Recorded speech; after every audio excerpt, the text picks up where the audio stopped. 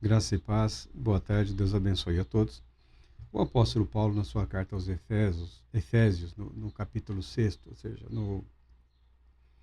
no resumo final, ele diz o seguinte, capítulo 6, versos 10, 11 e 12.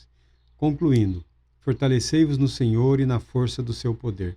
Revesti-vos de toda a armadura de Deus para poderdes ficar firmes contra as ciladas do diabo.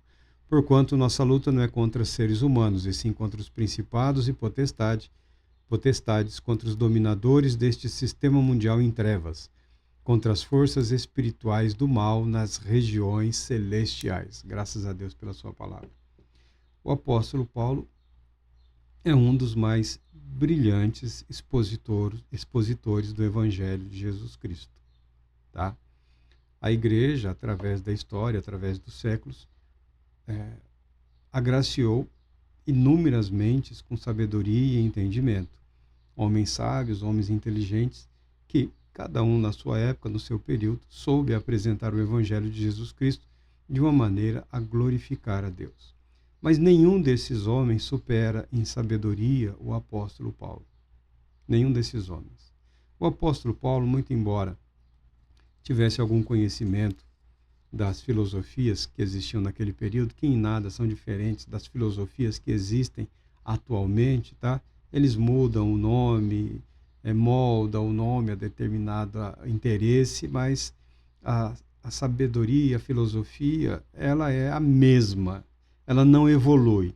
Desenvolve-se em algumas áreas, mas dizer que ela evolui, isso daí é ingenuidade, tá bom? Porque o material humano é o mesmo. Então, o conhecimento humano é limitado. Sim, senhor. A aplicação desse conhecimento diz respeito à necessidade de cada era, de cada época. Nós desfrutamos hoje de muito do que foi acumulado ao longo dos séculos. Dito isso, amém a filosofia. O fato é que o apóstolo Paulo faz uso de um recurso muito comum aos povos antigos, não é exclusividade dos judeus, dos hebreus, não. Tá?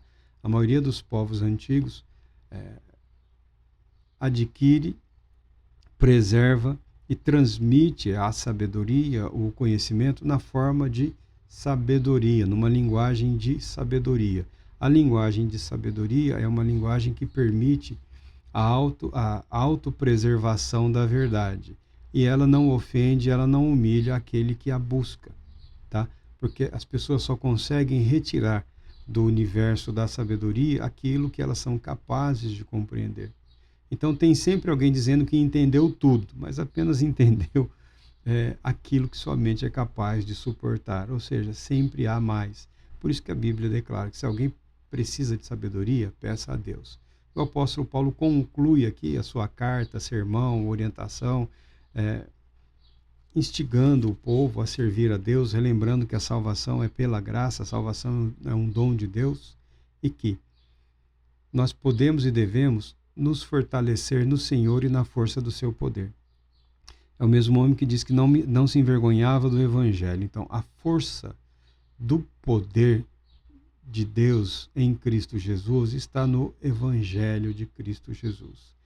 Ele fala da nova natureza, da nova humanidade em Cristo Jesus e, ao mesmo tempo, nos convida a nos revestirmos de toda a armadura de Deus, ou seja, a nos revestirmos de Cristo como nosso Senhor, como nosso protetor, como aquele que nos concede vida na alma e também nos protege de forma exterior. É uma linguagem simbólica e muito bonita.